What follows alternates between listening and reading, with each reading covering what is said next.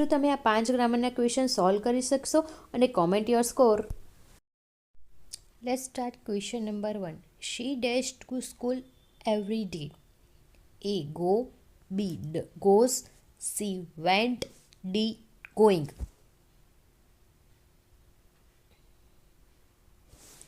આમાં સાચો જવાબ શું આવશે? ચલો હવે વાત કરીએ સાચા જવાબ વિશે. આમાં સાચો જવાબ આવશે she goes to school every day. આનું કારણ હવે સમજીએ. પહેલો નિયમ, આ ટેન્સ વિશે પૂછ્યું છે. આ વાક્યમાં સિમ્પલ પ્રેઝન્ટ ટેન્સ વપરાયો છે, એટલે કે સાદો વર્તમાન કાળમાં છે, કારણ કે અહીં એવરી ડે એટલે દરરોજ માટે શબ્દ વપરાયો છે. આ એવરી ડે લખ્યું છે એ દરરોજ માટે શબ્દ વપરાયો છે, કારણ કે અહીંયા એવરી ડે જે વપરાય છે એ રોજિંદી ક્રિયા બતાવે છે. સાદા વર્તમાનમાં ક્યારે પણ જ્યારે સબ્જેક્ટ હોય, બરાબર, જે પણ સબ્જેક્ટ હોય છે એની આગળ ત્રીજો પુરુષ છે એ હંમેશા સિંગ્યુલર એટલે એક વચન જ લાગે છે, બરાબર.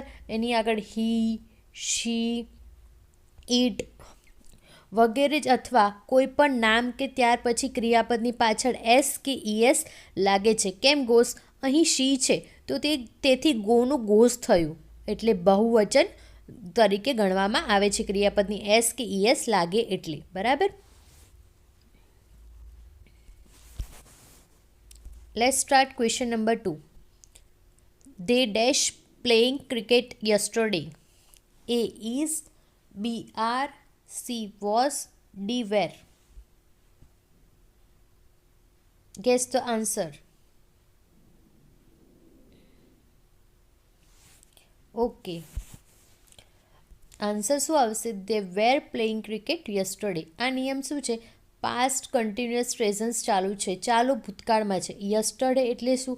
ગઈકાલનો દિવસ એટલે પ્લે, બરાબર. અને પ્લેઇંગ એટલે આઈએનજી વાળું રૂપ બતાવે છે. આ ક્રિયામાં ભૂતકાળ કેવી હતી? ચાલુ હતી. વધારે આમાં જોઈએ તો ચાલુ ભૂતકાળમાં શું વપરાય છે? તો કે વોઝ અથવા વેર વપરાય છે. ચાલુ જે ભૂતકાળ હોય છે એમાં વોઝ કે વેર વપરાય છે. વોઝમાં શું આપણે વાપરી શકીએ? આઈ, શી, ઇટ એક વચન સાથે વપરાય છે. જ્યારે વેર છે યુ, વી, ધે બહુવચન સાથે વપરાય છે. કેમ વેર અહીંયા આપણે વાપર્યું?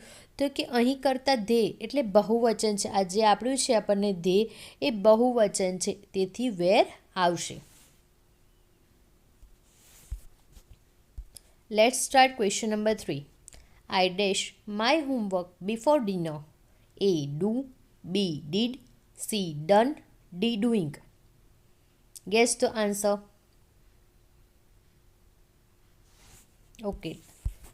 Let's do. I did my homework before dinner. હવે આનો નિયમ સમજીએ તો આ વાક્ય સિમ્પલ પાસ્ટ ટેન્સમાં એટલે સાદો ભૂતકાળમાં વપરાયું છે. જ્યારે કોઈ પણ ક્રિયા ભૂતકાળમાં પૂરી થઈ હોય તો ક્રિયાનું બીજું સ્વરૂપ વપરાય છે. એટલે ડૂના 3 રૂપો છે, આપણે જાણીએ એમ. ડુ, ડીડ અથવા ડન. આ ત્રણેય વસ્તુ ભૂતકૃતમાં છે, બરાબર. હવે અહીંયા કેમ ડીડ વાપર્યું છે આપણે? તો કંઈ હોમવર્ક કરવાની પ્રક્રિયા પૂરી થઈ ગઈ છે, તો ડૂનું ભૂતકાળ શું સ્વરૂપ થાય? ડૂનું ભૂતકાળ થશે ડીડ, બરાબર. Question number 4. He dash honest man. A. B. N. C. The. D. No article.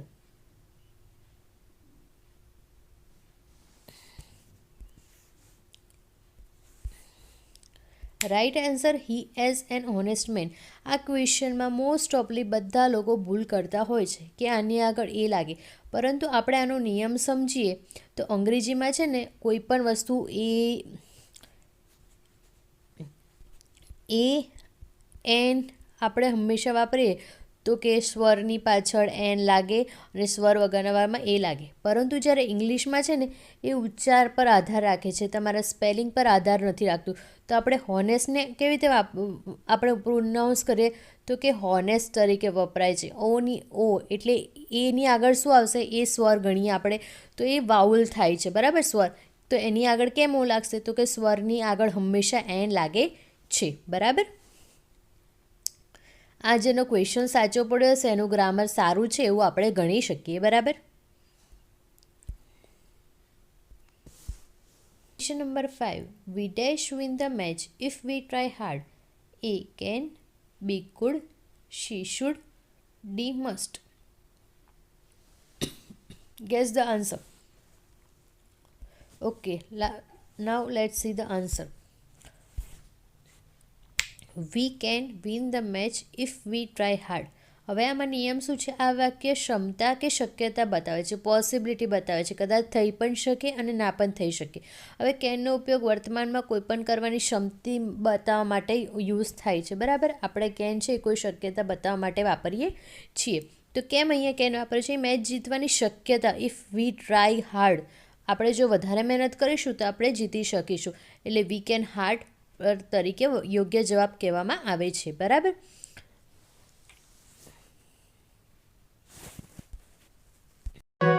કેટલા સાચા